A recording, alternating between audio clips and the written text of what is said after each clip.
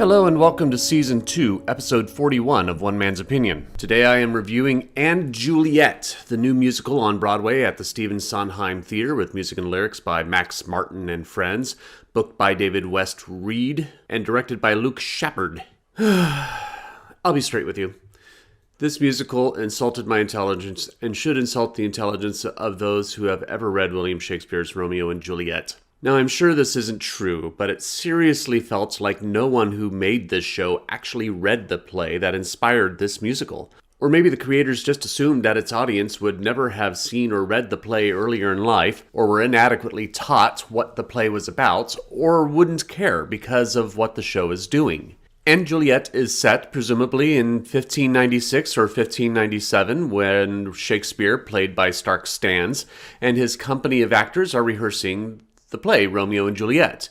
His wife, Anne Hathaway, played by Betsy Wolfe, comes to rehearsals and complains about the ending of the tragedy, not understanding why Juliet, played by Lorna Courtney, has to kill herself at the end of the play. The two spar about it, and Shakespeare grants Anne the opportunity to rewrite the play so that Juliet lives. What follows is a muddled mess of well-intended feminist messaging, polluted by making Anne look really stupid. Anne conceives having Juliet choose not to stab herself and go on to live her life, which is all fine and grand, except that Shakespeare doesn't like that Juliet's continuing story has no conflict.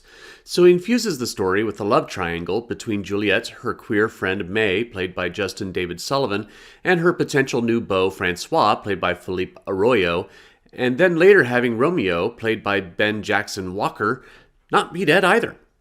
Now, I'm not one to object to revisionist storytelling. For example, I'm a big fan of Quentin Tarantino's Inglourious Basterds and Once Upon a Time in Hollywood, which both change history for the sake of entertainment, so I have no objection to a rewritten history of Romeo and Juliet, giving Juliet more agency, but it's got to be done right, and this is a mess. First, the protagonist, in this case Anne, needs to have an appreciation for what Romeo and Juliet is about. And Juliet makes it seem like the Shakespeare classic is about two infatuated teenagers who make stupid decisions, which, yes, that happens.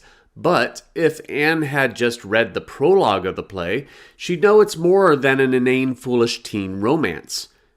Two households, both alike in dignity, in fair Verona where we lay our scene, from ancient grudge break to new mutiny, where civil blood makes civil hands unclean. From forth the fatal loins of these two foes, a pair of star-crossed lovers take their life, whose misadventured piteous overthrows doth with their death bury their parents' strife. The fearful passage of their death-marked love, and the continuance of their parents' rage, which but their children's end naught could remove, is now the 2 hours' traffic of our stage, the which if you with patient ears attend, what here shall miss, our toil shall strive to mend. If all you're getting from Romeo and Juliet is a lusty boy and an oppressed girl killing themselves over their overactive hormones, you're missing the point. And because Anne misses the point, it makes And Juliet trite and ignorant, because Romeo and Juliet is about two families at war and how only through the sacrifice of their two children do the two families find reconciliation. There is no acknowledgement to the initial conceit of the play, thus dumbing down the premise. And don't go saying, but West Side Story has Maria live, why not And Juliet? Maria is forever changed in West Side Story, and she says in the end, "You all killed him, and my brother, and Riff, not with bullets or guns, with hate.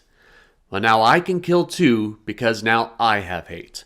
Maria can live because she can conclude the story with its theme and moral, and Juliet decides to ignore the message of Romeo and Juliet in order to infuse its own. To add to the inaneness of the musical is the music. I'll admit a preconditioned prejudice against jukebox musicals, which already gives it an uphill battle for me to enjoy it, but then, when the music happens to be the most banal, basic, bland genre of the past 40 years, the bubblegum pop music of Max Martin, it only makes things worse. Now, I do actually own some of these songs, like Britney Spears' Baby One More Time, and Kelly Clarkson's Since You've Been Gone, but a catchy hook and happy or inspiring lyrics do not make a Broadway show tune.